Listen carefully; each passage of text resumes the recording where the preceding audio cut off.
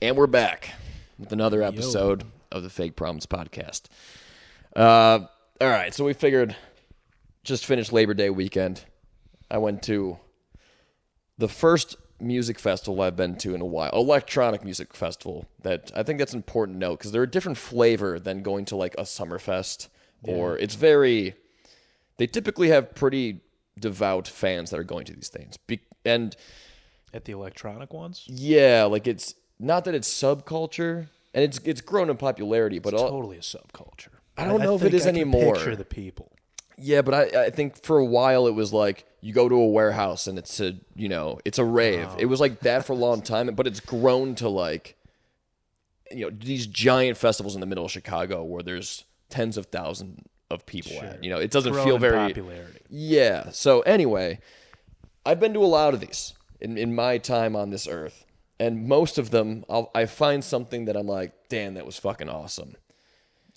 This one I went to, which I should preface with, it was a techno festival, which I've only had one other experience where I went to this bar in Milwaukee called Bremen, and they had like a back room where they had a techno DJ. And I thought it was truly the worst music I've ever heard in my entire life. And I want to give myself some credit here because I've seen almost every genre I can imagine under the sun live. Okay. And my argument is that, you know what? There's some good version of almost every genre. Like music, I'm like, that's pretty dope. That sounds pretty cool. Yeah. This one is not the case for me. Dude, the whole show, and, it's a giant stage. There's tons of room. All you could hear was the same bass. You couldn't hear any song. So it might have just been the sound setup, but it was just boom, boom, boom, boom, boom. No treble. You need more treble in there. Yes. It was the worst part, though, for me, is that this is all happening. And I have all these people who go every year with me who brought me to this thing being like, dude, you're gonna fuck. It's so good. Eric Pritz, the headliner, the visuals were crazy. But I'm not there for the light show. Yeah. I want to hear crazy music live. Yeah. And so they recommended it. That was their mistake. But the worst part for me is the denial that they have about it. We're there and we're all hearing the same thing. Yeah. And they're like, dude, did you hear that? I'm like, what are you talking about?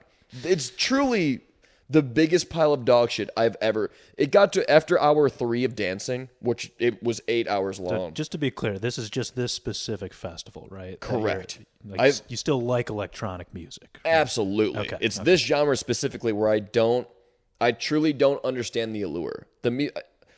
At some point, I'll play for you some tracks. Yeah. I put $500 on it. You'd be like, man, that's not great. Yeah. So saying that you could win $500 if you were dishonest and be like, oh, I love this music. I think it's that bad. You're saying I couldn't even lie. Yes. Because it's truly like. So this is a subgenre of electronic. Is that what you're saying? Yes, correct. Okay. It's like, rock has hard rock and metal. And this is. What's the genre called? This would be techno. Technically, I think it's called techno. Okay. Or it could be like, which, man, it was, my opinion, brutal. Everyone around me was doing drugs, so maybe that was the difference. But I've also gone to shows. That's probably a difference. But I've gone to tons of electronic shows sober. Yeah. And the music kicks so much ass. Yeah. So I don't fucking know. It got to, I'm just putting up with it after hour 3. And, once you're putting up with it, and I was drinking a ton. So I was drunk, and I was still like, which takes a lot, man. If I'm fucked up, I'm pretty okay to go around most terrible situations. I'm like, dude, we can make this work. But I guess it was the reality of realizing, like, I have 5 more hours of this in a field with all these people who are like, oh my God, did you hear that? Okay. So maybe you're growing up. No, I don't think so. Because I'll still go to, I've been to a show not too long ago at the Miramar with an electronic producer, and I was like, this is fucking awesome. Yeah. Whole different scene there, though. Anyway. So. Was it like ear-shattering loud? Oh, yeah. I had earplugs in. Okay. But it was. Because I've been to concerts where it's just so loud I can't even enjoy or like even hear the music really. Yeah, you truly could not hear anything other than the bass at the same BPM. So from my perspective, it sounds like you're listening pounding noise over and over. Yes, for 8 hours. We're at, once again, and it's not like people are hearing different things. Maybe there's spots on the festival grounds where, You like, never know, man. It's like the color Dude. argument. We all see different colors. Maybe it's the yeah, but same it's just with, decibels. At a certain point, you're going to hear something more than the other if it's pounding out more decibels. So anyway, I'm in this field. I'm dealing with it. Whatever. The plan is we're going to drive back tonight. But the people we went, and I should also preface this with all the people there are awesome. So, we're all there. It finally gets to a point where the last artist is done. I'm like, okay.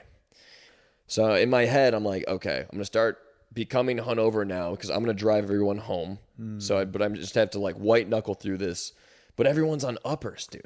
From blow to ecstasy. So like they don't want to stop. Yeah. And so we go back to their place. And I don't know if you've ever been around people that are on uppers, but it's when you're not on them, it's a lot to handle. You got to match. You got to match everyone's energy. And you can't when you're not on uppers because they're so talkative and so chatty and cracked out and just it's so dude when you're not that and you're also essentially not drunk anymore. You're like, oh man. So I'm just kind of thankfully meet these two awesome dudes at the party from before. And so we're chatting up and just having to talk about music and stuff, but they're like my lifeline in this sea of people who are just like, yeah, dude, music and DJ. I'm just clinging to them essentially and just sitting, drinking water. And I'm like, okay, so what time do we plan? What time can we leave? Not trying to be a downer, but like, they're like, all right, how about like 2 a.m.? I'm like, fine. It's all, yeah. But it's weird because from the mind of someone not on those drugs and the experience, it seems like there's almost no reason why you would ever want to stay that late. Because they're literally doing nothing. For them, they just never want it to end. They're doing nothing.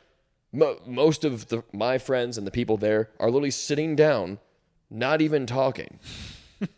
And as the night progresses, it only gets kind of like darker and darker, not light-wise, but just vibe-wise, where people are getting really cracked out. It's getting really late, and people are just... This sounds horrible. Dude. This whole experience sounds awful.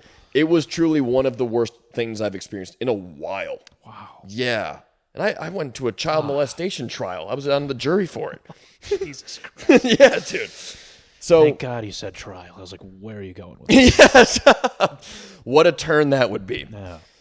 So, it's just getting to this point where I'm like fighting to just keep my sanity. I'm like, only another hour, only another 30 minutes, counting down. Have you talked to anyone about this until Nope. now? No. Okay. Oh, well, I mean, when we all... I feel like it's all coming out raw, which is beautiful. On this level, kind of, yeah. Because you don't want to be a downer when everyone's having a good time. I'm like, contain this now, but when I see them next, it all comes out. Like, we're all on that level of friendship. But, so, the clock counts down. It's finally 2 a.m. I round the boys who are literally doing nothing. Literally sitting down. And, and this is not throwing shade, but when I'm fucked up like that, I'm usually the guy doing stuff because it's so much better when you're on those drugs to like get up, talk, go listen to music in this room, go like see what's going on in the party. Yeah. So I'm like, how are you enjoying this? Even on the drug, when they're just sitting down. So round the boys, say all the goodbyes to all the cracked out people. And then we also brought a keg to the party, so we had to escort this fucking keg Is this back. like a full-blown party, or is it just like a Oh, yeah, there's gathering? like 30 people, Okay. but, there's music, but that's like, there's no one's playing any games. We're just, once again, just sitting. No conversation, no games, A couple, there's blaring music. A couple conversations would have, other than me talking to these guys who are, they're cracked out, but they're handling it. Okay. To the point where they like met me halfway between cracked out person and almost sober person and having a conversation, which was super nice. Got their numbers too. One guy texted me. He was like, dude, you guys get home safe? Wonderful dudes.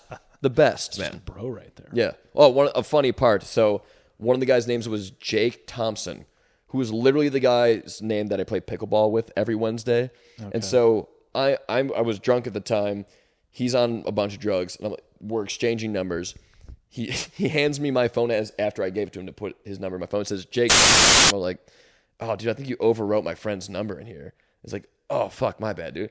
Give it back to him. He does the same thing. It's just his name. So I'm thinking he's like going in my phone. Shit, okay. Literally, dude, in the moment, I had to like, what the, dude, he just did the same thing. And then didn't realize till the next day, I'm like, Who are you? His name is Jake.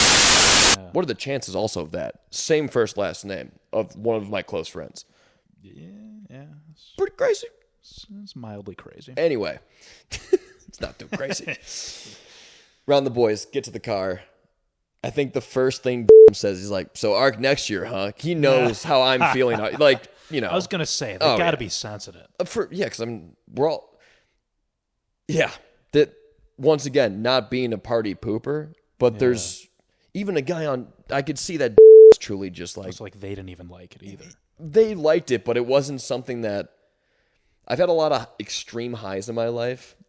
So that was just like, I'm locked into this thing now that I can't really leave, which is all my doing.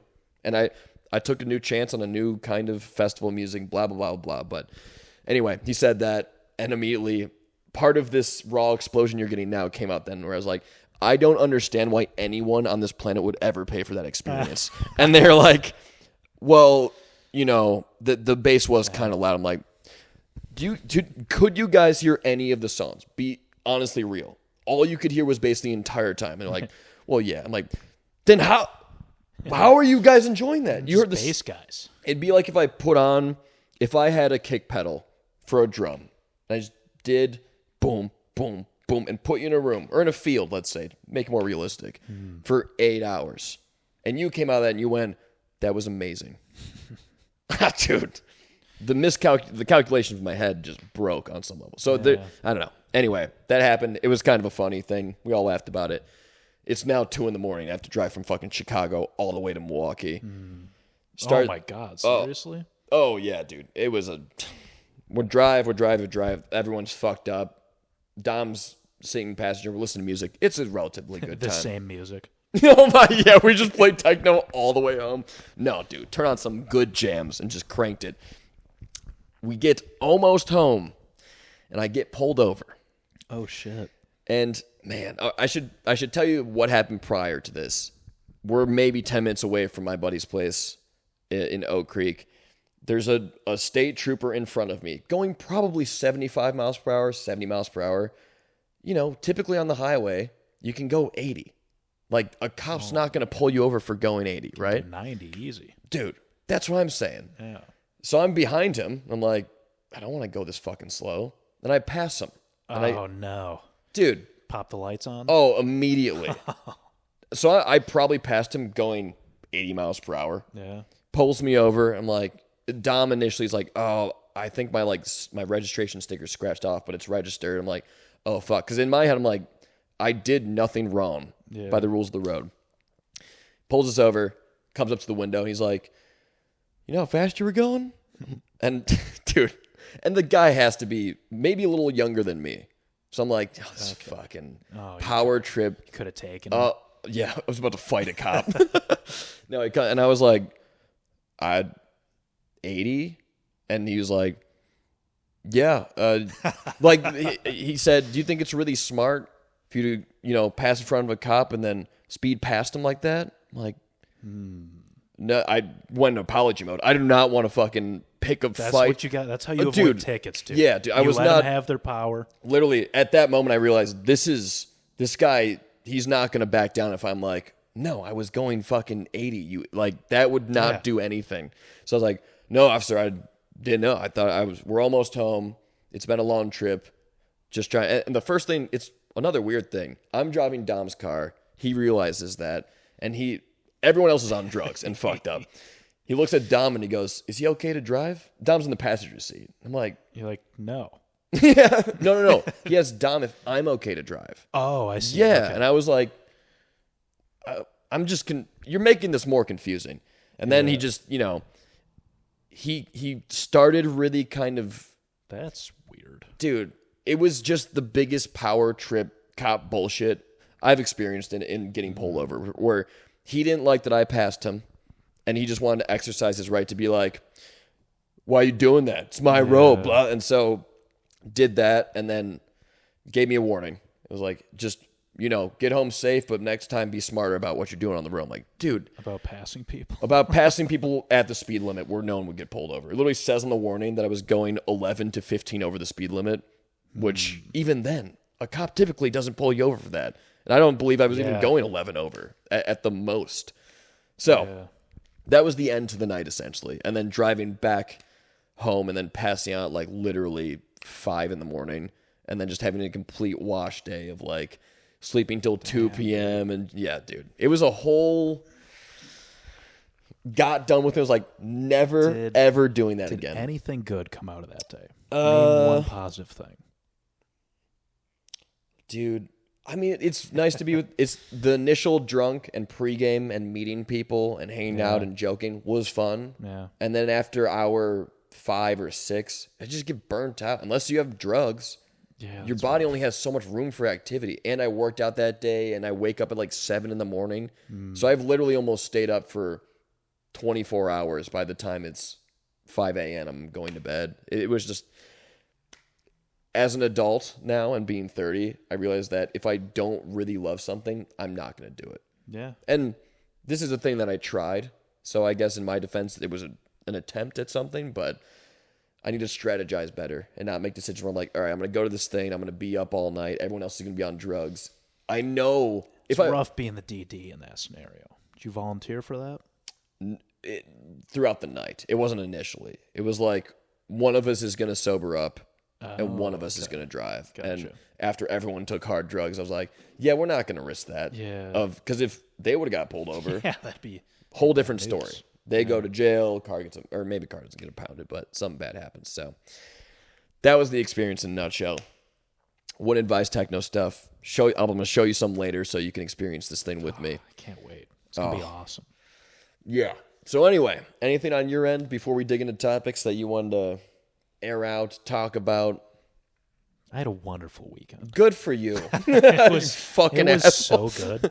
I mean, it sounded nice. Yeah. Family. Yeah. Yeah. Family stuff, hanging out, drinking, I imagine. A little bit. Little drinking, little boozing, talking to fam. It's always a good time. Yeah, dude, you can't go wrong with that. Okay, you ready? Let's dive in. It's going to be crazy. All right, starting off with a strong-ass topic. What is the longest time you've spent at a buffet? And, I'll even give it... Really? 2, maybe? Nah, 2 feels long. I'm gonna add something to this to make it... Potentially, you could have a longer time. Where you went to college, the dining hall counts as a buffet, I would say. 2 tops, I'm thinking. I've spent... This is all a precursor to me explaining how crazy what I've done in college when I used to smoke a ton of weed. Yeah. Oh, okay. Yeah. There was you could go in for one meal swipe at breakfast, and then you could stay through dinner and never have to leave. Wow. And so we stayed one morning specifically where we just woke up like, wake and bake, MDR, which is the main dining room. And so we just smoked, went there at 8 a.m., ate breakfast, sat there, just laughed for probably 6 hours. And it literally made it into the time where they were about to serve dinner. And we were like, we're not even hungry, dude. Because we ate lunch and breakfast. And we're like, you feel like such a pig. You're literally sitting there. That is the freest of days. Yes, dude. When you truly have nothing going on. Yeah. A weekend in college where you're just like... That sounds great. Yeah, dude. But at a certain point, you feel like a pig eating from a trough. Because you're just sitting in a room while people just bring you food and you're high as fuck. Yeah. So, and then besides that, probably same with you though, if going to an actual restaurant buffet, like a Golden Corral or, do you remember CC's Pizza? Oh yeah. That place fucking sucked. Oh, you like that one? Awesome. Dude, I always remember the pizza being it was cheap as hell. Yeah. I remember going there and being like, a pizza buffet? So excited. Yeah. So I'm like, a buffet. Brownies, dude, they have the best brownies. I don't even know if I had their brownies. I just remember thinking the quality of pizza was going to match an average pizza place. And then realizing that, the quality is sacrifice for quantity here. Where you can eat as much as you want, but it's it's like a frozen pizza level pizza.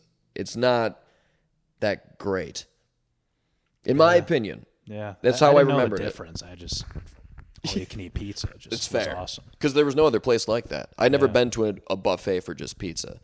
But there was this place, China Buffet, in the suburb I grew up where I used to go and stay for a considerable amount of time, which those always ruled. But I guess if you went to a buffet, Golden Corral, CC's, and how long could you stay, do you think, before they just kick you out?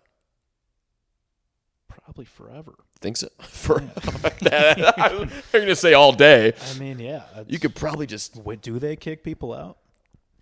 I mean... I think that's the point of a buffet. You always hear random stories about people eating too much and they kick people out. Really?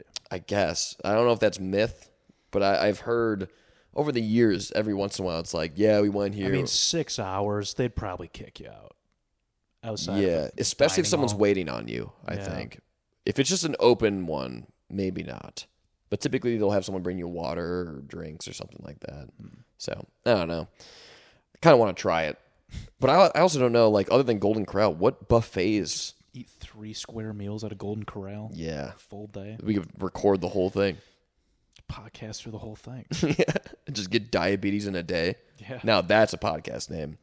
Diabetes in a day. And you go to all the buffets around the United States, all over the world. Yeah. And you just a full day in the buffet. How quickly you think you could get diabetes? Because I have had that thought before. I've had days where I'm like, I might get it today.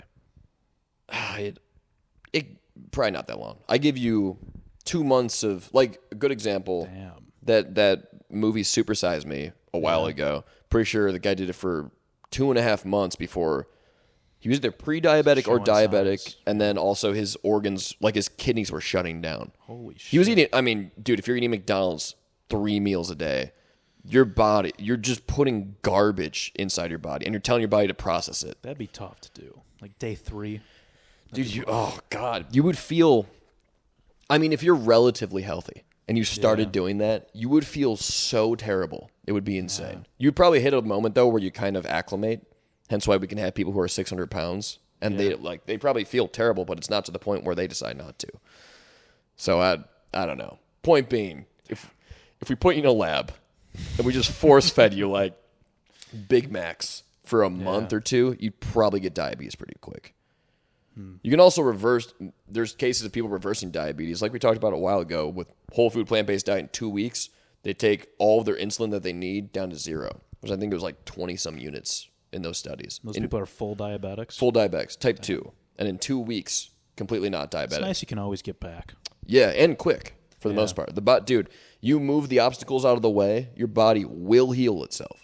It's meant to do that. Yeah. Until you die, it's just constantly trying to repair. There's this doctor out there who talks about, think of meals as an attempt, like if you're eating shitty food, the analogy is if you had a wound on your knee and instead of letting it heal 3 times a day, you just slam it into a table over and over. That's essentially what you're doing with a meal. So you can either stop doing that and it just heals, or you just continue to just bash and bash and bash until it turns malignant or it turns infected or So, and it's true, man. Should I stop crushing PB&Js? No, those are good for you, dude. I mean, if you're eating Wonder Bread and you're eating just like extremely processed jelly, and I mean also there's a lot of factors here in terms of if you went the whole food route in terms of whole wheat bread, you get peanut butter that doesn't have a ton of palm oil in it, which is just so much extra saturated fat, which is just spikes your cholesterol, not good for you. And then the jelly, I mean, if you get like whole... I feel like there's no J that's good for you. You could probably get some like whole fruit preserves that are literally just, it's just nothing added but the fruit. That'd be okay. Because it's just fruit. Well, isn't juice bad for you? Like it's just pure sugar pretty much? That's like because all of the fiber is extracted from it. That's jelly too though, isn't it? No. I mean, I guess I assumed whole fruit preserves like it is still the plant pulverized into jelly. Same with like a smoothie. Smoothies are good for you as opposed to juice because it has the fiber and all the things that come with the fruit or the vegetable, whatever you're putting in it. That's the major difference. is that you're essentially extracting with juice the sugar out of the thing, but blending it or pulverizing it, you still have all of the plant. It's just changing shape. Gotcha. Yeah.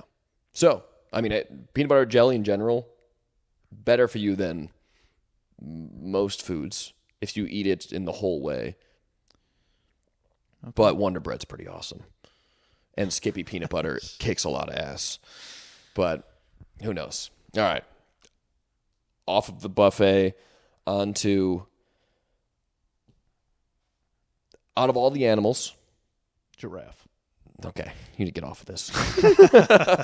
You're addicted to giraffes and fighting them. But are there any instances, which this is a wide open question, and probably none of us will have the answer for, where other animals have pets?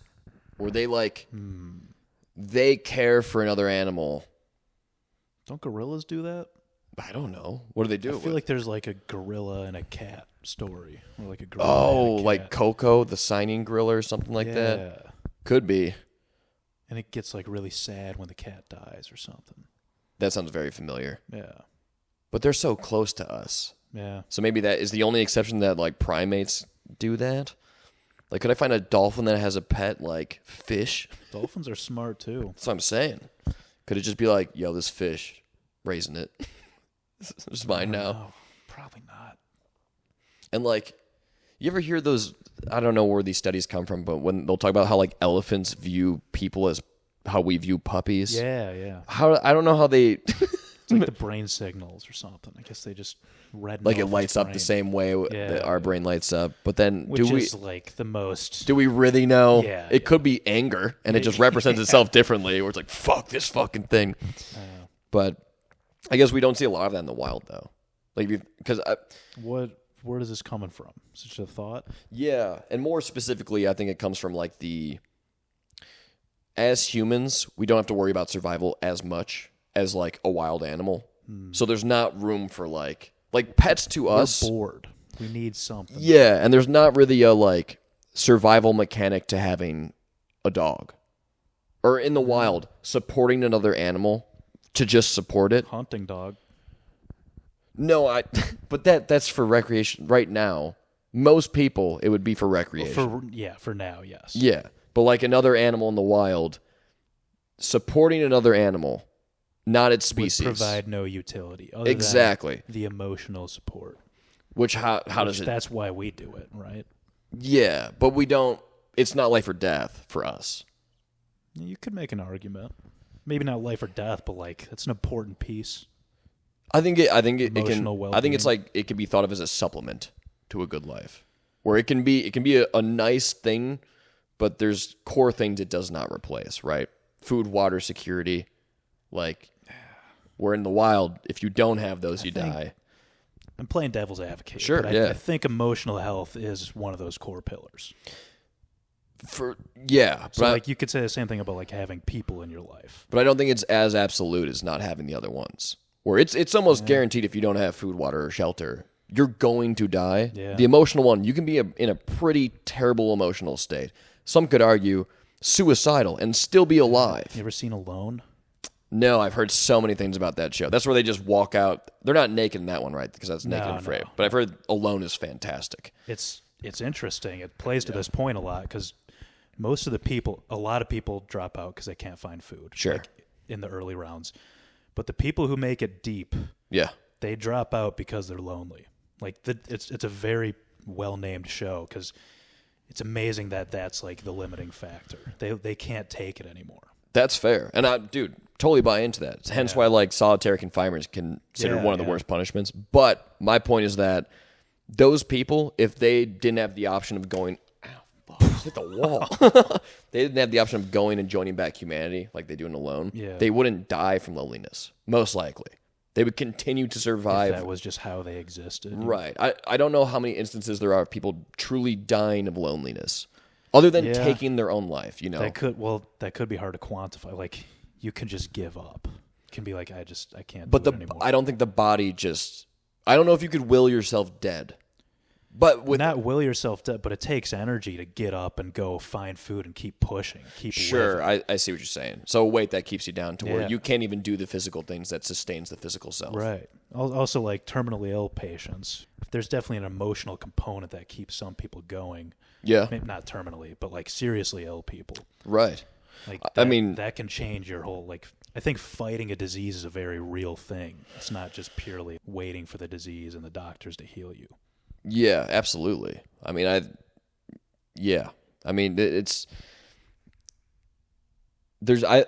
don't want to, this is going to get into maybe not pseudoscience, but I fully buy into that. A lot of our medicine today, and there's facts around this, but Western medicine in general is for acute treatment. So, meaning that if you get a broken arm, we're great at fixing that. You need heart surgery, great at that. Yeah. But if you have depression or you have any chronic illness, relatively, we're so bad at treating because all we do is make drugs. Yeah, we go, here you go, and then that gives you a bunch of side effects. Then we give you a drug for the side effects, and then before you know it, you're on 6 drugs to mask all these things, and you don't fix your lifestyle. Most of those chronic things that the high majority of Americans die from, heart disease, type 2 diabetes, cancer, are lifestyle diseases. They're not they're not things that we can just fix with manipulation for the most part.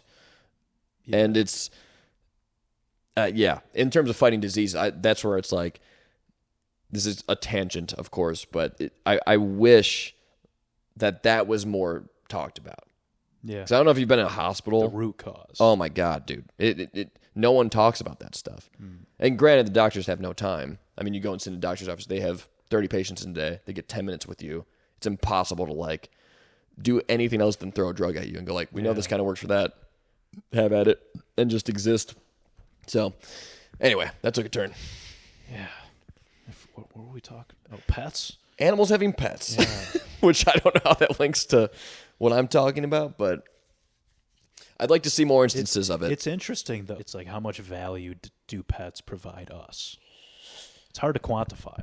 Yeah, and it has to vary massively per person. Because like I told you, took care of my parents' dog for a week, and I was like, I can't fucking do that. It's going to pee on more than 4 trees. Yeah. Out of this world. Well, it can have the opposite effect, too. You hate the pet. You want to get rid of it. Yeah, which then I would feel, that's the other thing. I'd feel so guilty, too. If I got a dog and I was like, I got to get rid of it, I couldn't because I'd be so guilty. And then I'm in this weird, vicious cycle of, I hate the dog. Hate's a strong word. I don't think I could ever hate a dog, but I'm annoyed with having to be responsible for this thing that I have now bought into. No, it's like people who buy birds and don't realize they live for like 15 years. Oh, why would you? A bird's a strange one for me. I feel like, and here's a pet peeve. Before right. I know we're early into this, but having an animal that you can't really interact with in any way. Oh, parrots talk. Yeah, but then it's the most interaction you can have. I don't know about that. Speaking your language. Nice. So kind of a play on words and a truth at the same time. Yeah, I'm a genius. Fuck. God damn. Labor Day has changed you.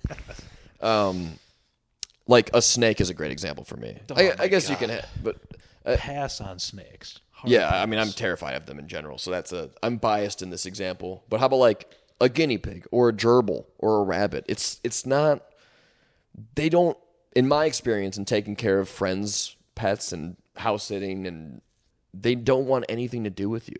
They'll maybe chill by you. That's how I feel about cats, dude. No, see, that's the opposite for me. Yeah. We've gone over this. They're as affectionate as dogs are, in my experience of living with them, which I didn't think so until I had them. Yeah. And I worked at a doggy daycare for 5 years, and cats and dogs I understand. But the other ones, I'm like, why do you have this thing? Then you think of like a lizard. Yeah, like what are we doing with it? It sits in its terrarium.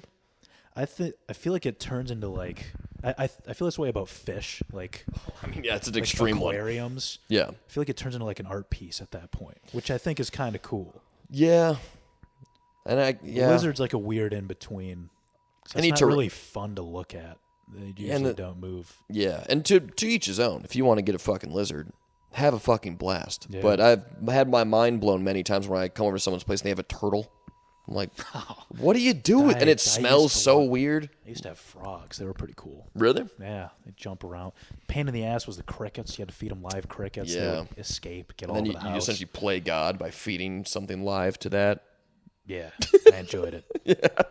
Got a real power trip from it. You're essentially a state trooper at this point. Yeah. I mean, I had hermit crabs growing up, fish, where I'm like, I don't know, it's just weird. Yeah. You look at it, he's like, what? Especially the hermit crab. When they die, they fall out of their shells. Paint their shells. No, I wasn't Why do people do that shit? 'Cause I feel like that's along the art piece of it. Just using a live thing as art. Yeah. I mean, yeah, man, you can. I did not. The best part is the shells. It's the weird. You can paint the shells. It's an empty canvas.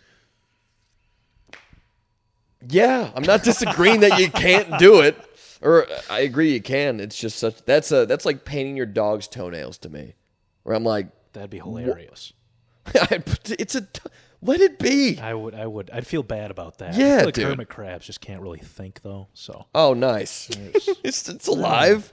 It's alive. And then you're exposing to paint fumes. Bug, it's a crustacean, buddy. Yes. Yeah, come on. I mean, they are sea spiders essentially. Yeah. But whenever those things would die, because we went through multiple of them, they just after like half a year they just crap out. Yeah. They come out of their shell and they look terrifying. Disgusting. Oh my god. Yeah. Just this like. So literally they look so much better in the shell. Yes, they need to stay in their shell. Yeah. So yeah, this is a little bit off the point. We're gonna go on to the next thing. Animals as pets got way too far. This is a short one. It's not much to talk about, but it's interesting. You never know. All right, monodontia, aka tombstone teeth. It's rare, but there'll be situations where people will have one giant tooth as their tooth. Whoa. On both the upper They're born and like that? Yeah, and it just grows in like that. The pictures it looks so weird. Is it like curved along? Yeah, it looks like how your teeth are set up, but just imagine just a one big bar, like a big fused together. Yeah, it's just a big U on both. Dang. It looks so fucking weird. So they have like a giant baby tooth that they just rip out of their mouth, and then a new one comes in. That's a good question. I don't know what that process looks like. A horseshoe. Yeah, it's essentially a horseshoe in your mouth. It looks fucking. Once again, looking at pictures, being like, "Oh God," feeling. Whoever has it, I'm sorry, but it initially looks like something out of a horror movie that someone like made as a prop for some scary thing. Why is it called tombstone teeth? Because it's like a full stone, like the shape of a tombstone. Oh, like like just kind of a curved, big one piece. Yeah. I mean, scientifically, monodontia. Yeah. But they called it tombstone teeth. Talk about getting. I don't know if that would change my life. Outside of like people being put off by it. It looks weird enough, trust me. Yeah, no, but I'm saying like utility wise. Oh, I feel like yeah. You could just chew the same. Yeah. I don't know if the edges are dulled down You wouldn't have to floss. That's a pro. Yeah. For sure. What other pros would there be having just one big piece? It'd be so easy to brush. But if you get, I wonder if you get an infection, if it just infects the whole thing, like a root canal or something like that, where it just affects like so much of it. Is it just one bundle of nerves as opposed to like tooth nerve, tooth nerve, tooth nerve? True, yeah. I don't Could know. be fucked in that way. Do people with that keep it, or do they like get it removed and get dentures? I don't know. Oh, dude, getting that removed that'd be like getting all of your teeth removed. Deep sleep. Oh, but the recovery of that. Real bad. Oh my God. Have you ever had a root canal? No. Same. I've had my wisdom teeth out. Okay, I've had that. Yeah. But that was like... that hurt pretty bad. It was like a day or... I mean, they gave me painkillers, and then it was fine. But imagine having all of them taken out, every single tooth. That'd be horrible. Yeah. I don't even know how you manage that, too, because there's so much moisture. It's just all this open wound. What happens? Ugh. God, bad stuff. We're moving on. Dude, fuck that. Did you have anything like to say about that, or are you just bringing it up? Yeah, just bring it up. I mean, no, it's interesting. I don't know. I mean, I've obviously never seen someone in person with it, read about it, and was looking at pictures of people with it. And, it's all old-timey pictures. I want to see that. Yeah, it's interesting, for sure. Enough to be like, whoa. Whoa. Not cool. That's all I'm looking for. Just weird stuff to Dude, a reaction. I have a lot. If you want to see weird stuff, got a lot of stuff that I can send your way. I don't know. Okay. This is more of just a surprise thing, and I don't mean this might come off as fuck. It's not mean. It just I've never seen an old person with Down syndrome, and I saw. Oh, I thought this was going to be directed at me. I was like, no, oh, Jesus Christ, he's going to bully you. Never seen an old person with Down syndrome until you. 10 years from now. Have you ever seen a geriatric Down syndrome person? Jesus, can't talk. I don't think so. This is going to sound really bad. I never have known the lifespan of a Down syndrome person. I just assumed it was not. Is it shorter? I just assumed so because I've never seen an elderly person with Down syndrome, ever. Until a video I saw of one seeing a Batman cosplay guy and freaking out and be like, I'm not going to imitate that. I was about to. He saw a Batman, super excited. And I was like, but he was like a 60-year-old full grayed out old man with Down syndrome. I was like, whoa. Nice. What percentage of people have Down syndrome? Oh, it's super low. It's got to be less than 1%. But enough to where, I've seen people in person that would have Down syndrome, but they're always either really young or in their 20s, maybe 30. Yeah. Nothing past that, ever. I wonder, another interesting question. I saw it and I was like, whoa. I have never seen that. Yeah. It's also, you saw, what's his face? The cheeseburger special, right? Oh, yeah. Andrew Santino. Yeah. His closing joke was basically, I didn't make it to the closer. Okay. I got to the Joe Biden Kamala thing where he's going to go down, Kamala's trying to get, I got maybe 30, 40 minutes in, so I didn't get to the closer. His closing joke was all, I don't remember how he said it, but basically he's saying, I've never seen a non-white Down syndrome person. That's a good point. Yeah. Uh-oh. Really open up a can of worms here. I know. I haven't. That's crazy. What? Why is that? It was probably the only part in the special where I laughed because it was just so unexpected. And he threw it in offhand. He's like, yeah, they're always white. I was like, huh. Okay, there's two angles to this. Cut this yes, this might get cut, but I think there's first angle.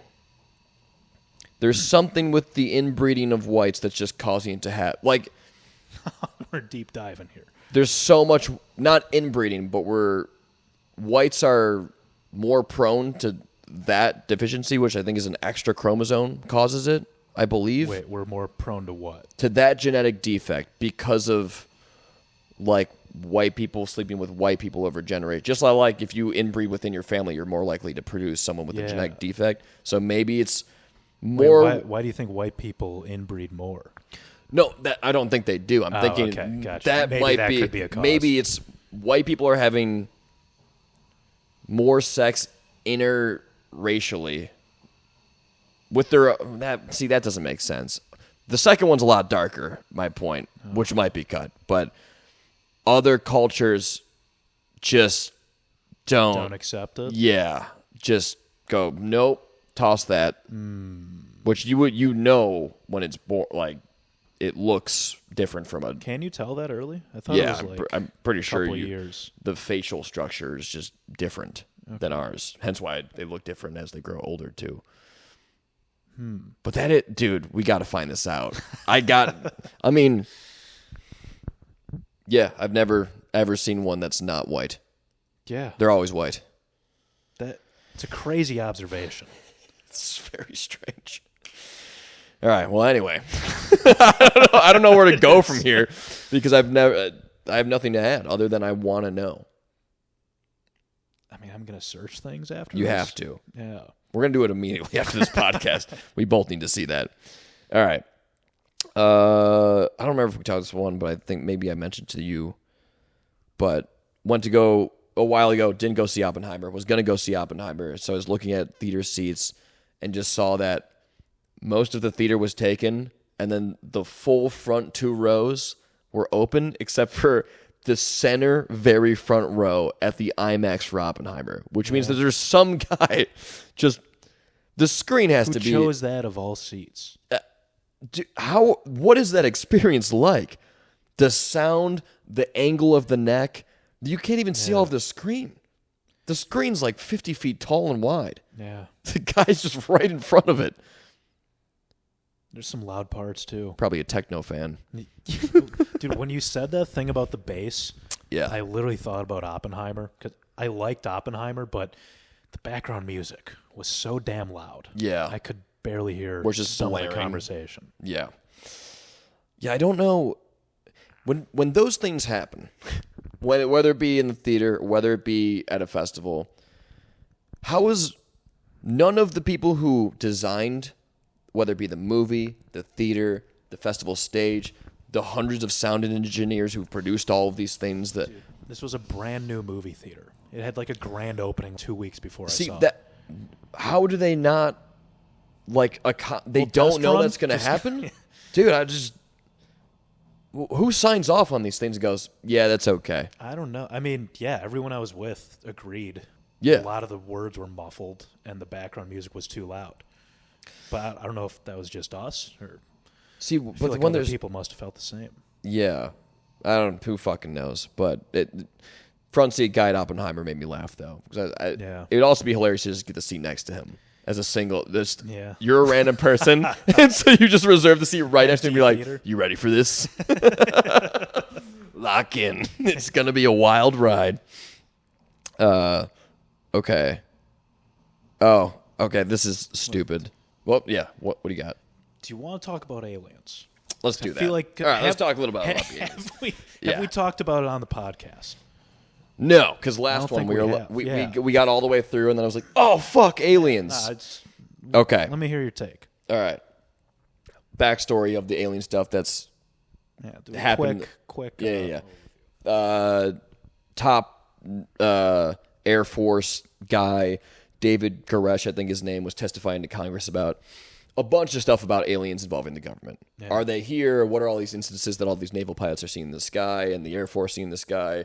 Does the government have alien ships? Have they recovered anything? Have they recovered pilots? Blah, blah, blah, blah. The list goes on and on of just like all these crazy topics that are all kind of have been brushed over, in my opinion, by most people. You bring it up, a lot of people don't even know what I'm talking about. They're like, they think I'm crazy because it sounds like UFO conspiracy stuff, and it's testifying in front of Congress stuff under oath from a high-ranking military professional. Yeah. So it's... Well, the interesting thing about it, I think, there's a conspiracy one way or another.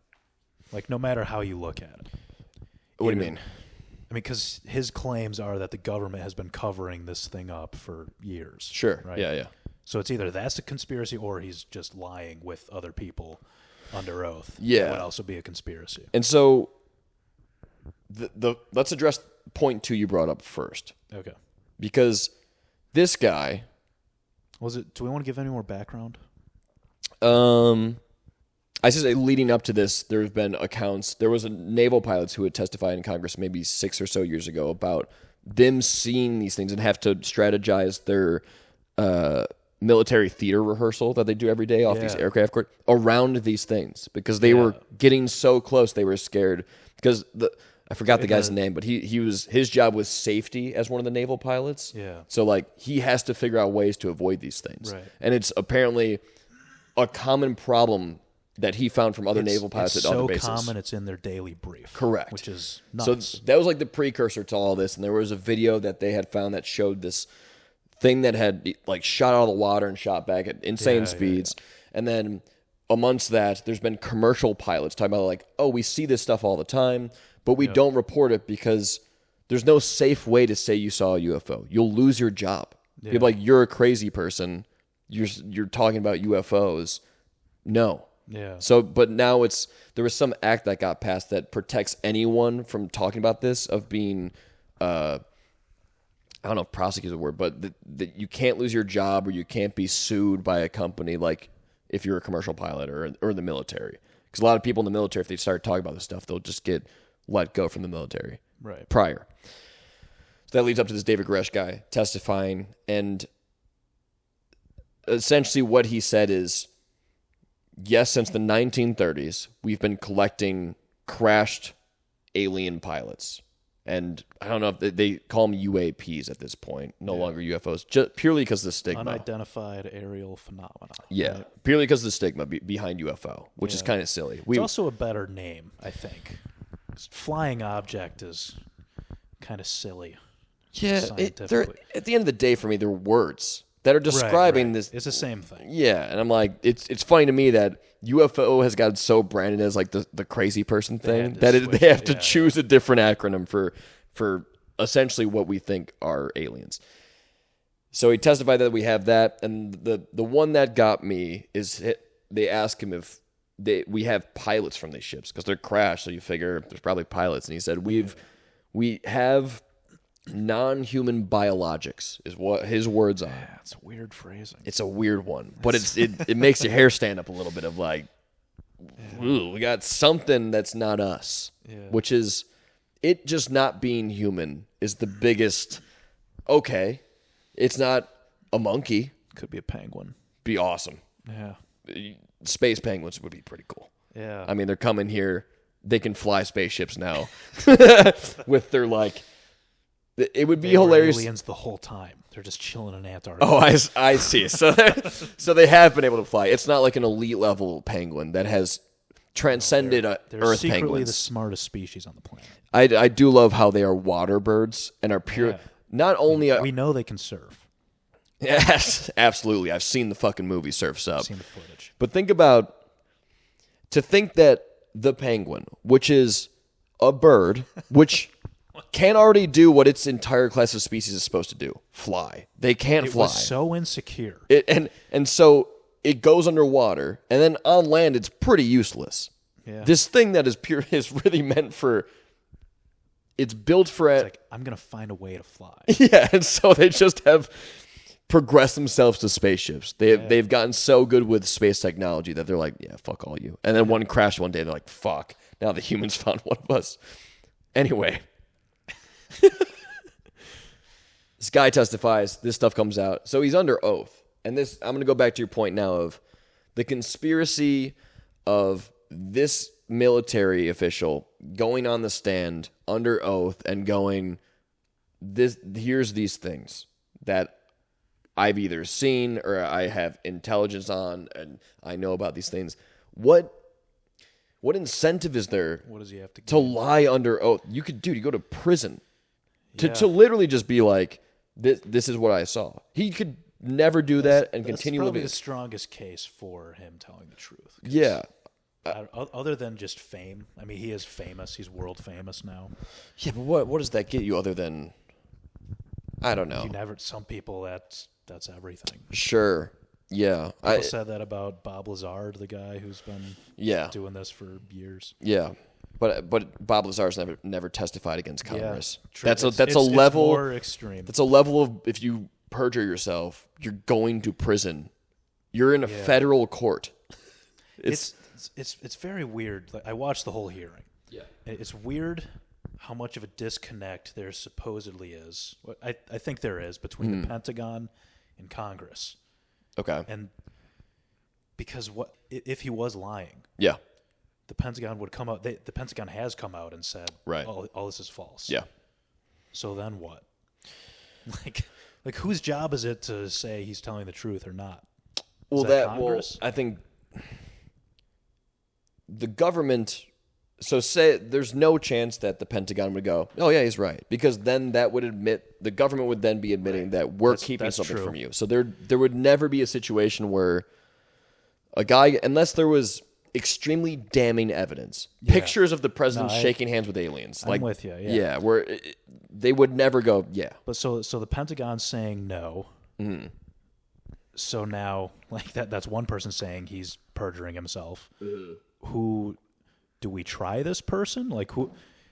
Basically, what I'm trying to figure out is the incentive actually as grave as it sounds. Like, will he face perjury if he's lying? It depends how much riffraff it causes for the government, I guess.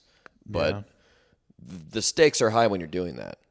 Yeah, like regardless of if someone's gonna any whistleblower, so to speak, is right because yeah, I don't know. It's one of those things that I think the stakes are high enough to where I lean towards the side of this guy's telling the truth on maybe he believes something that's not that.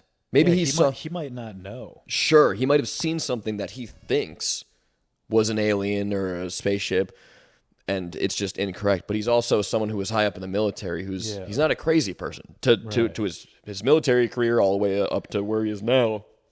So all the signs suggest that this is a coherent person that is choosing against all the signs that should say, if you're lying, don't do this. The risk is huge, and he's still doing it. And my brain goes, there's some truth to what he's saying. Something's going on. Unless he's from the government or the agency that is, the Pentagon, I guess it would be. The Pentagon could be in on it. I mean, we're getting into all the theories here. But my original take, so there's the 3 people on the stand, right? Yeah. There's the 2 pilots who basically recount what they've seen. Those are crazy. Those are the craziest part to me. Yeah. Because they actually describe in detail what they saw. Yeah. And they seem truthful. In my opinion, I don't know, but sure, the middle guy kind of smells like bullshit. Just the way he talks. Anytime they ask him a direct question, he's like, I can't answer that. And there's a lot of mention of like a skiff, which is like a secure room where he can apparently answer all the questions. Okay. They ask him like everything he diverts. He's like, let's go in a skiff. Yeah. And I'll tell you. And like Congress doesn't have clearance for a skiff, so it'll just never be answered. Gotcha. Yeah, I don't know. I don't either. But to your point, it's certainly interesting. Yeah, and something's going on. Something's going on. We don't know exactly what it is. How you look at it, something weird's happening. Yeah, and so it's crazy though. So I think I mentioned to you I had this conversation with my dad about this, who's he's very skeptical and logical person, has been all his life in a good way, I would argue. Yeah. And he got behind it. Yeah. After showing him stuff, he's like, something's going on. And then yes. and then to his point, he's like, this has happened so many times in the history of since he's been alive with our government where something happens and then the government starts trickling us information about the thing later. Well, that gets to the point of like he could be part of it. The trickling. David Grush. Yeah, sure. They're like, we're going to tell them about aliens now, even though we've had them for 50 years. Yeah. But it's okay enough now where we can start to bring them up to speed slowly. Yeah. And so, but to hear my dad say that, I was like, I didn't even think about that. Yeah. Because I was like, oh, that's fucking, like, about like Operation Paperclip, where we hired a bunch of Nazis to run our space programs, or MK Ultra, where they are actively testing LSD on tons of people. Charles Manson was involved. It's fucking, and these are all now declassified things that the government was doing that they're like, oh yeah, we did all that. It's funny enough, time passes and like, want to hear some crazy shit? Yeah, dude. And they're like, we were doing some crazy shit back in the 70s. And now the alien stuff is probably becoming that. And to hear my dad once again go, yeah, they're going to tell us about something, but we're not going to know the full picture for a while because it'll be such a big shock to the common public. Like if they dropped the MK Ultra stuff or Operation Paperclip stuff at the time they were doing it, that would be, people would lose their shit. Yeah. If post World War II, they're like, yeah, we hired a bunch of Nazis to run our space program. Yeah. The American public would... That's crazier than aliens, to be honest. Yeah. I mean, they're smart people. I mean, they made some of the most efficient tanks in all the wars. Yeah. So, I don't know, man. We'll see as time progresses. And talking about this too, and some people just don't want to hear it. My brother was like, I got bigger problems, dude. Literally, I'm like, all right. He just doesn't even want to entertain the idea. My mom's on the side of this guy probably saw something, doesn't know what it is, thinks it's aliens. Yeah. And I could tell that they don't want to even entertain the thought of, oh, there could be something going on that could really drastically change our entire lives. Yeah. Which, to each his own. No judgment on either side, but I get frustrated when people are just like, nah. I have like partial that because it's not going to... I'm kind of like, yeah, we'll see. We'll just wait, see if it happens. It's not like freaking me out, really. No. It's... it's more like the idea that it could be something. It feels more exciting than anything. Yeah. Because if it, whatever it is, it's not terminal for the human race. Yeah, because we're not. Right. If they know about it and whatever it is, we're not dead. We're not dying. There's no imminent threat. So it has to be something cool, relatively, whether it be like advanced space tech or something that dude, in that David Gresh guy at some point says they're interdimensional beings on the stand. Pretty sure he used those words. He said that was like one of the theories. Yeah, that they can like move in spaces that we can't or something like that. Yeah, he gave the analogy of like we cast a shadow. Yeah. Like 3 into 2 dimensions. Like maybe they're from a higher dimension casting a shadow. Yeah. On us or something like that. I don't know. He also said he claimed he had heard stories of aliens killing and hurting people. Oh, yeah, that's not good. Yeah, that's bad. Yeah, that's pretty bad. I mean, you want to go to the conspiracy side of the whole, like, trope of them abducting cows or people, and the whole, I mean, once again, this could all just be fake, but we've talked about this. If you go on the internet, you look up just accounts of people being abducted or anal probes, or, like, there's a consistent story with people all over the planet, and it's eerie at the least, where it's like, how are there that many? Yeah, and same occurrence where like it's so closely aligned with what someone on the other side of the world experienced many times. The whole raising humans as cattle, I mean, that sounds like a thing that would be under that umbrella of like, now we'll take one, we'll give it a GPS chip, and we'll see where it goes and track it for the rest of its life, which could just be observational or a bunch of salmon in a river. Oh my god! And then tagged. Do they tag salmon? Oh yeah, I guess they do. Yeah, because they track them. So yeah, I don't know. I lean towards the I'm excited about it. Yeah, where I'm like, dude, it could be awesome. I'm more excited about the technology than like an alien.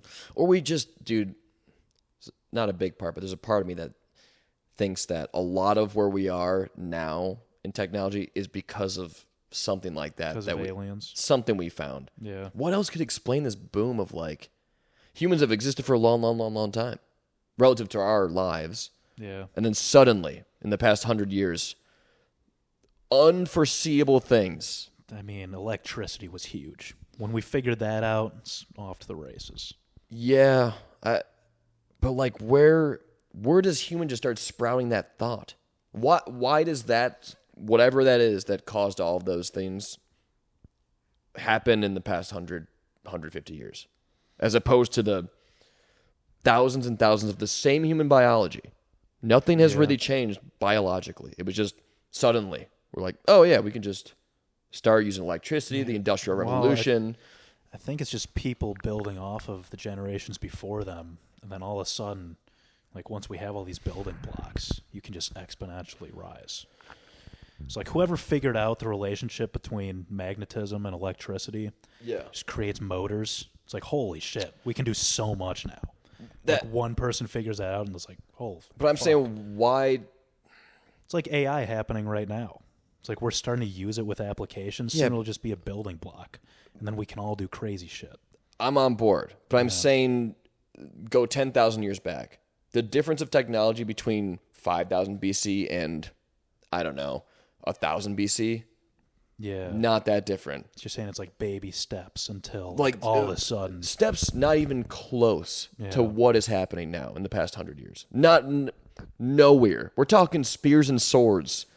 For most of, and swords were advanced. The forging of steel was like, whoa, this shit's fucking crazy. And then suddenly iPhones. Like, dude, the math doesn't make sense in my head. And once again, this is big conspiracy stuff, but I have a feeling something else, just like how we spread from ape, I feel like the same thing might have just clicked with us at some point in the past 150 years, whether it be through some... So you think, like, in human existence, something gave us something? Yeah. Otherwise, I don't... The numbers don't add up. Not your name. If it was, it would be magnets. Magnets are just fucking crazy. It's pretty nuts. There's also... And they create electricity. Yeah. Which is bananas. Well, no, they're magnets. What? They're not fucking bananas, you idiot. All right. I think we've covered aliens. I don't have anything else about them other than they might be here. It could be good. It could be bad. We could have some good times with them. We could go to hang out with them. That'd be, dude. It'd be crazy to meet an alien. If they can get here, they have things that they could. Best said in Aladdin, I can show you the world. That's what the aliens would be saying to us all the time. On a magic carpet. It would, dude.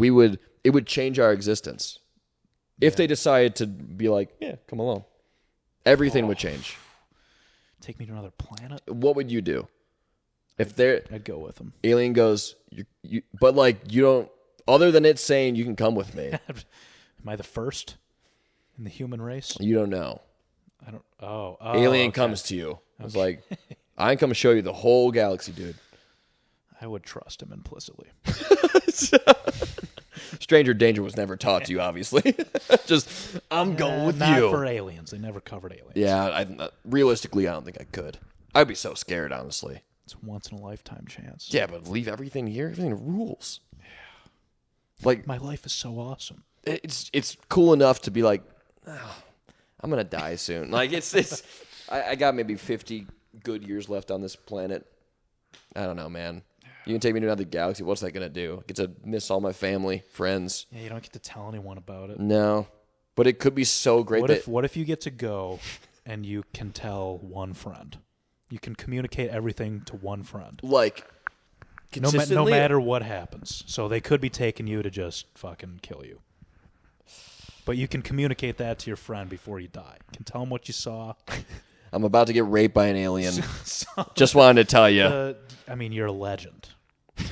You're immortalized. You'll be told at frat parties from beginning to end of time. Yeah. No. People wouldn't believe your friend. No, not at all. It's probably happened to someone, and we're just choosing to not believe them because, I mean, the abductions, most people are like, yeah, you're crazy, dude. Like, you didn't get probed by a fucking alien. That's brutal if they actually got abducted. Yeah. No one believes them. They probably don't even believe themselves. Yeah. I mean, what are you supposed to do? If you do get abducted and they drop you back off, what do you do? I would tell you immediately. Yeah, I'd be like, we got a podcast right now. That's some crazy shit just happened. Dude, I have a large piece of metal inside me right now. Dude, it's weird too because if someone who's a friend came to you, who's of a rational personnel, I'd be more willing to, like, if you came to me and was like, dude, I know this sounds crazy, but I was abducted last night. Dude, I would have to hear you out. You would hear me out. Absolutely. I think you would think I'm crazy, though. I don't, dude, but all the evidence suggests otherwise of me knowing you. It's crazier to think that you'd be lying to me at this point. Yeah. You don't know me, dude. I could have a double life. True. You could be a crazy con man. Telling people you got abducted by aliens as your con with no payoff. Just be like, no, my con is just like an average Milwaukee lifestyle. What are you getting the pay? What is the con? I'm doing other shit. Okay, here we go. Yeah. Breaking giraffes' necks. We'll go in a skiff. I'll tell you all about it. Okay, dude. All right. Moving on from aliens. All right. We've cashed that in. All right. Small thing, but I thought it was a funny thing because I see it every goddamn day. YouTube. There's this fucking commercial flowing around that's I don't even know what it's for at this point, but it's like this kind of epic vibe where it's like, forget everything you know. Forget the people who like told you were wrong. Forget blah, and it's like leading up to, I think it's for like Nike shoes or something like that, and be like, forget, essentially it's like disown your family. That's where I'm going with this, where it's like, it just sounds like you're stripping a person of everything they have. Forget your name, your social security number, everyone you love. It's just like, it says everyone you love. No, it doesn't say any of that, dude. But it lists like 7 things before it gets to the product. But it's almost hilarious because if you just hear it out of context without the video, it sounds like someone just being like, forget everything you've ever known in your entire life. Dedicate to Nike. Exactly. Shoes, baby. Yeah. It's pretty good. And it just never stops playing. Every podcast has that fucking commercial. So thought it was worth sharing. I've never heard it. Yeah. I have to double check what it is. This is actually a fucked up one. All right. Maybe not fucked up, it's sad. Closing note here. When people die, or when they're dying, I should say. Okay.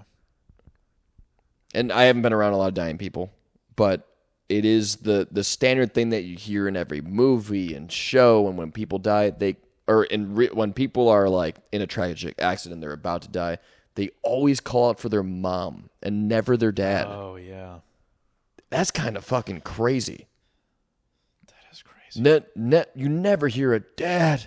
It's always on the battlefield. You should interview soldiers. Oh man, I mean, there's that infamous Saving Private Ryan scene where that guy's died. Yeah. Oh man, dude, talk about that leveled me up in terms of dark shit I've seen when I was like 13. Dude, it hits a new chord of like about up until that point, you're like war, yeah, like soldiers and guns and tanks and explosions. Thank God those movies exist. Honestly. Yeah. Because you think war is cool until you see that. Yeah, and most of that movie up until that point is even the storming the beaches of Normandy in the beginning is like a battle scene, and there's people getting blown up and losing their arms and stuff like that. Star Wars, it's gonna be cool. But dude, you're like, yes, Steven Spielberg, explosion speech, and then that reality of that guy dying on the field and at one point calling for his mama, and you're like, oh, dude, makes you cry. Yeah, so sad. Yeah. Back to the point though. No one's saying dad. No one's saying dad. And why is that? People love their dad. Some people only have a dad. I was going to say, I feel like someone who only has a dad, they might say it. They still say mama. Their mom disowned him. Dad's like, fuck. I mean, I'm curious to hear if that's like actually true. I believe you. That sounds right. Yeah. And if it is as prominent and true as we're proposing here, that must speak so much to like the connection between a mother and a child. It's a deeper connection. Yeah, which is kind of fucking. Why is it designed that way? You grew inside of her. For sure. Yeah. But like you would think that some level of you taking care of a child would like, say you're a great father. Yeah. That you still can't overcome that like that physical connection to the mom of like, this is the thing that grew me and birthed me and I fed from her breast essentially. Like there's no outside that takes that instinct of going, mom, when you're dying, you want your mom, not your dad. Yeah. Makes me never want to be a dad. So I can see my son die and not say dad. Fuck that kid. Yeah. I mean, is this based on Saving Private Ryan? No, it was someone talking about, I think they were an EMT talking about people dying in real time. That most people call for they never hear someone say dad. So it's someone with boots on the ground. Yeah. But it's one person. It's not. I mean, it's pretty credible though. That is something I like inherently would think, even without hearing that story.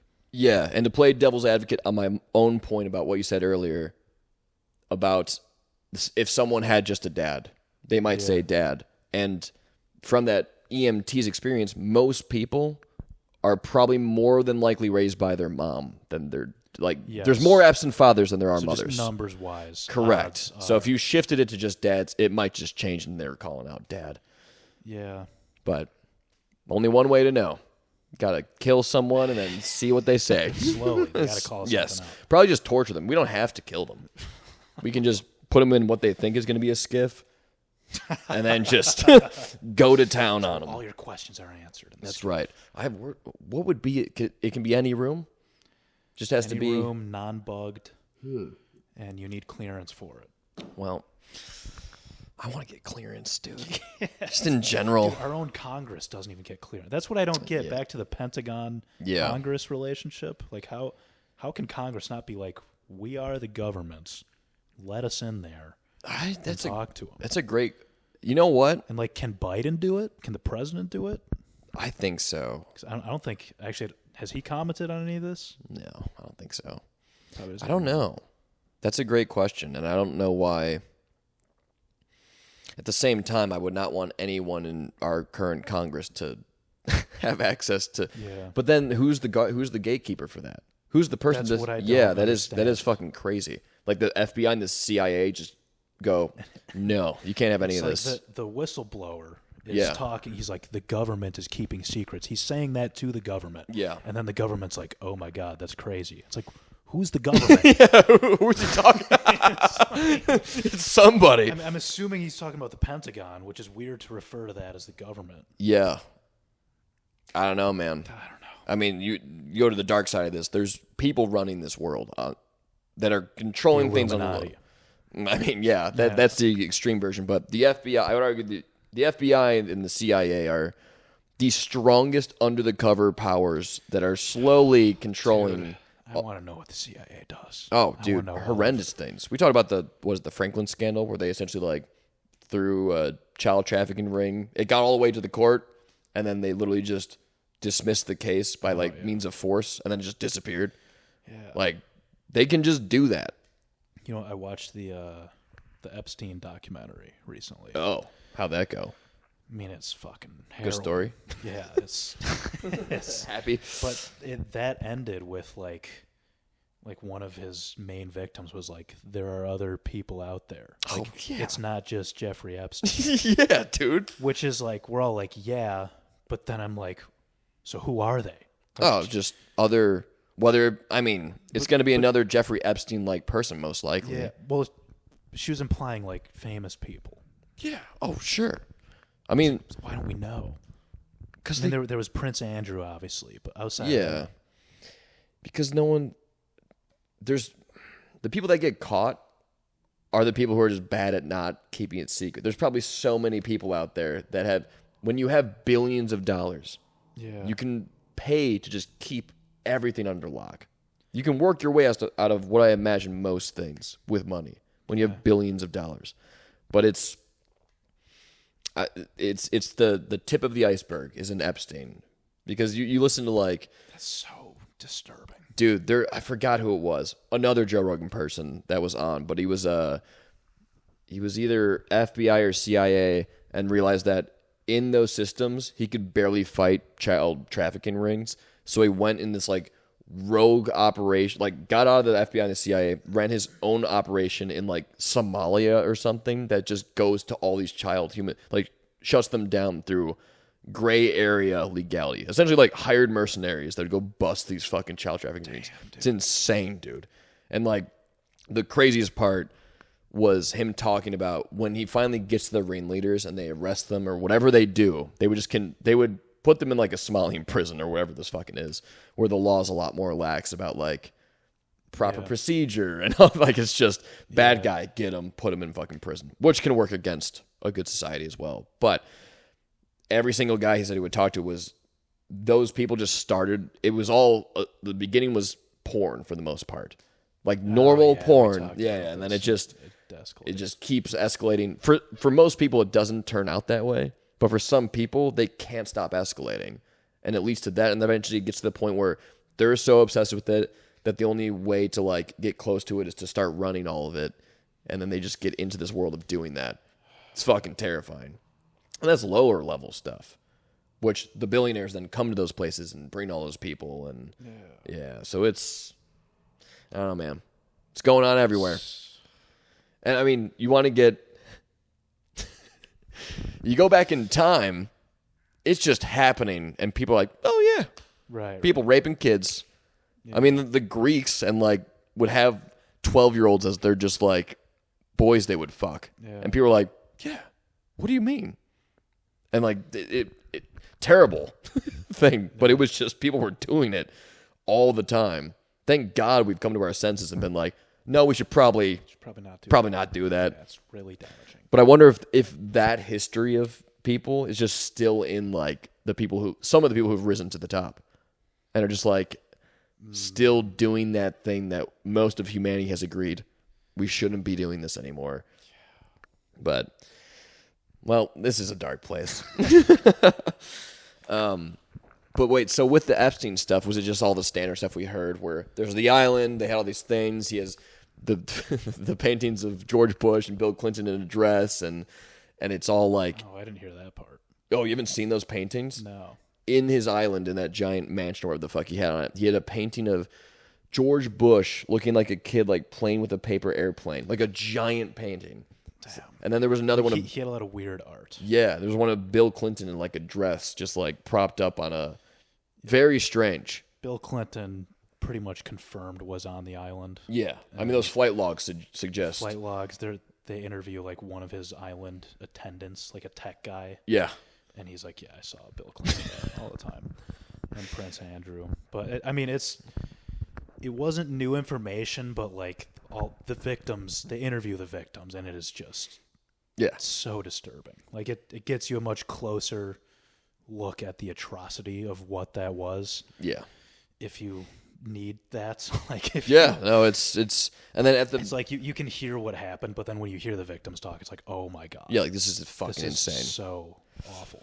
And then I imagine it covered the end of him, right? Yeah. Where it's like the most suspicious thing on the planet of him going to this prison and the guard, the camera turns off, the guard goes on break. Yeah. Like everything and then he committed suicide. Yeah. It's like they didn't even like comment on that as much, but it was more like the victims were like, yeah, we finally had him, and he somehow just escaped again by like killing himself. Like never faced any accountability in his life.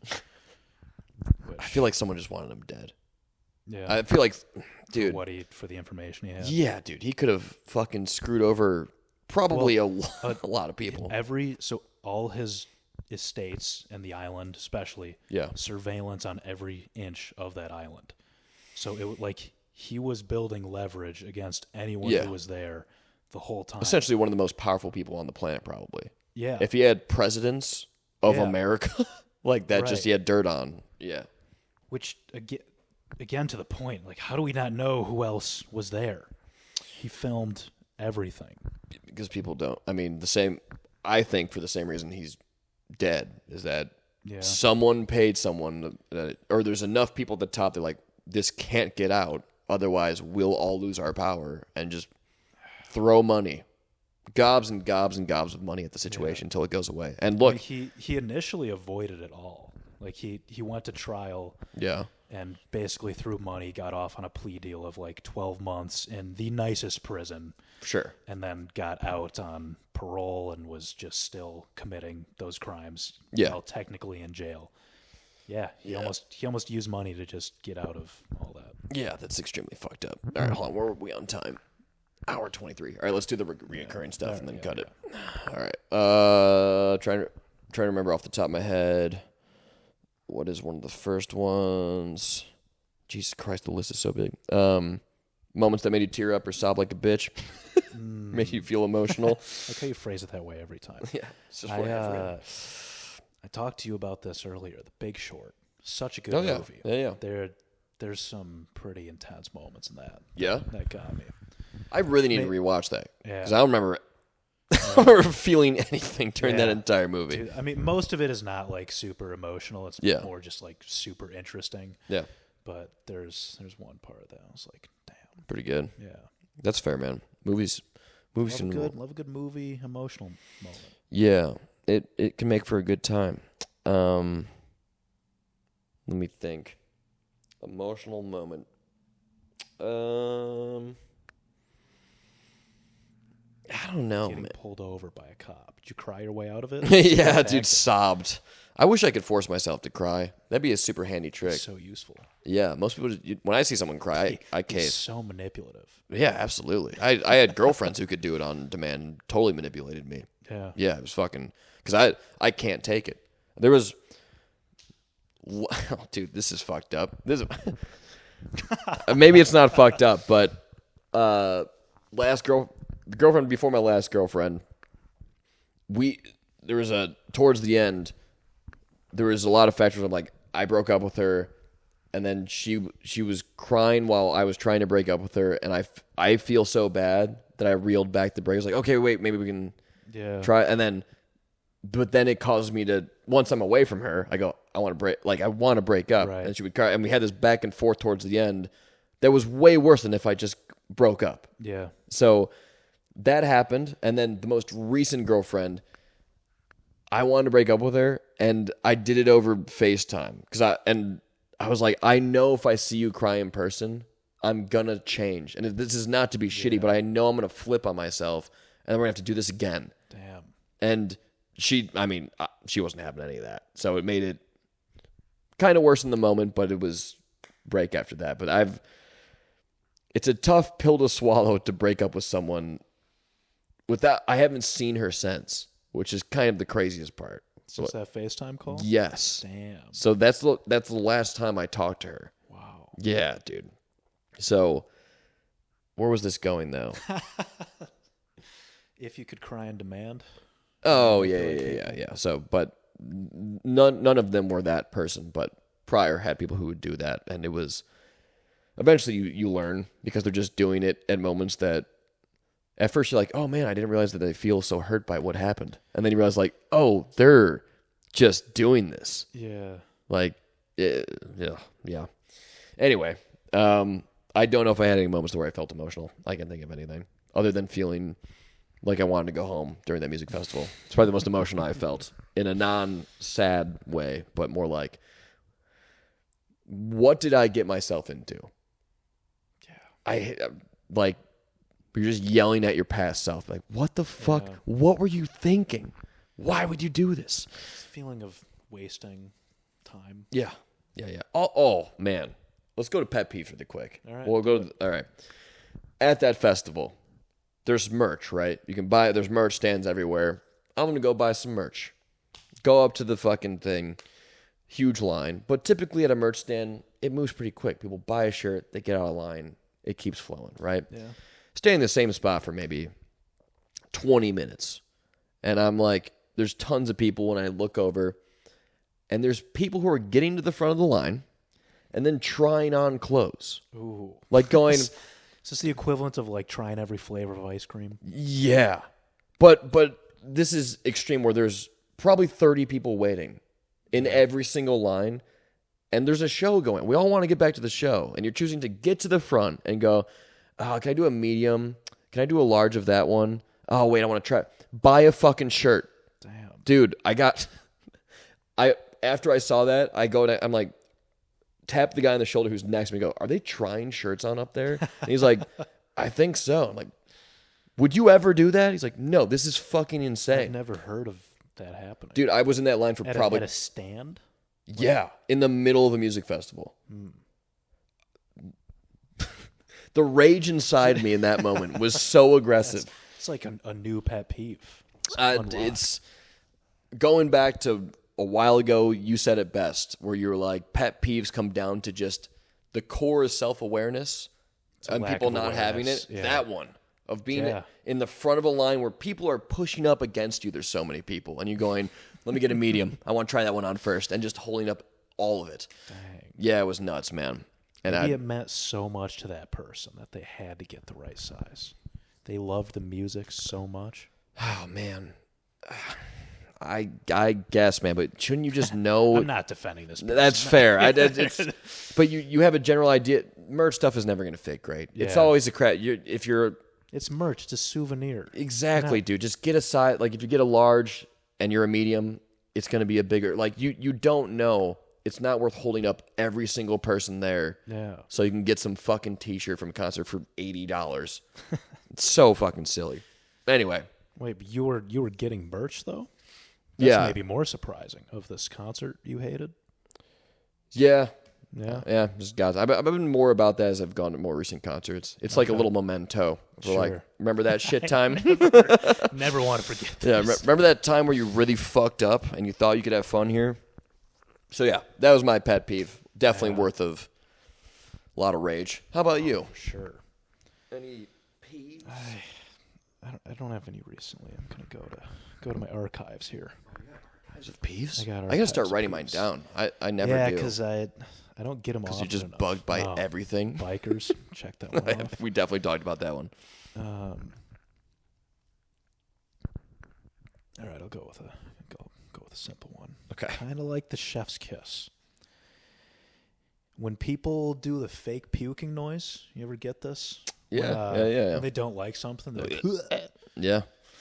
Kind of hate that. I'm noticing a trend. Kind of don't like it. You don't like the... It's similar. It's kind of similar. Yeah, it's in the vein of like... if they truly felt that way, they would be throwing up.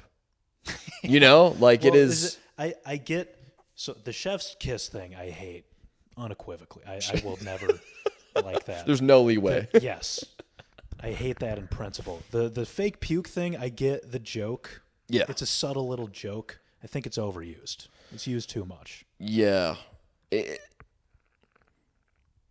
When I hear the same person do it multiple times in the same sitting, dude, I gotta stop doing that. I gotta bring this back to. I don't know who you're hanging out with, because the chef's kiss and this one. This one's even more common, I think. I haven't seen someone do either of those things more than probably 6 times, 5 times in my life. Like, it's just not. This is it. You have to be hanging out with people who are doing this consistently, because it only gets to that point. Or maybe I just fix on it. I might just fixate on it. But like, dude, when's the last time someone did this? Can you remember either one, chef's kiss or fake vomit noise? That's been a little bit. I can remember a specific instance of the fake, because I remember when this thought came to me. I was like, you know what? I'm kind of tired of that. Kind of don't care for that. Okay. I can. It was at my apartment. I'm not going to name who. Okay. But yeah, I was like, what was it over? What was the thing that triggered it? It's like, it's often politics again, like the chef's kiss. It's like a policy, and they're like, ugh. That can really jade you. Yeah. When it's around that, where it's like, it's not always that, but it's never food, which is what that reaction's about. Yeah.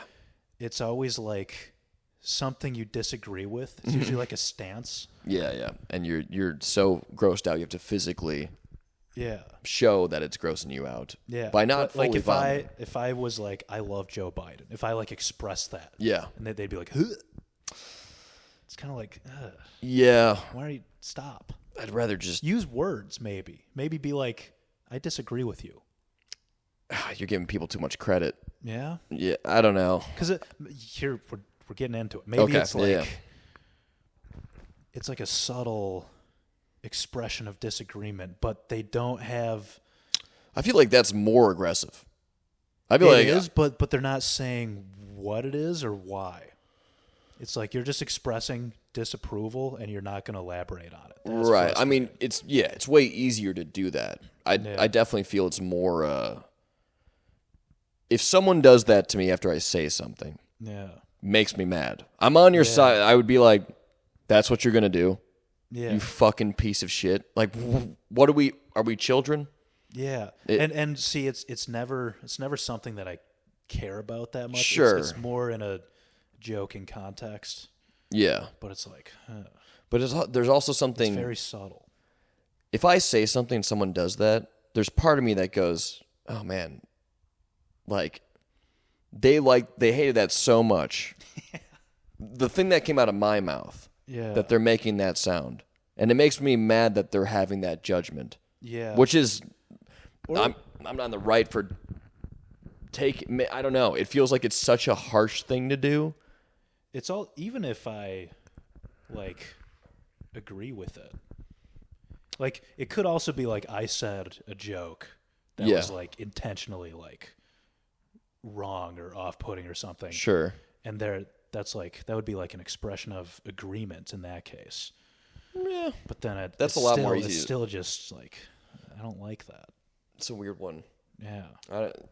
I feel you on this one. I don't think we've had a pet peeve that either of us disagree on at this point. Yeah. They're all very rational ones. I hope it happens around both of us. It hasn't happened in a while. You know what my response will be?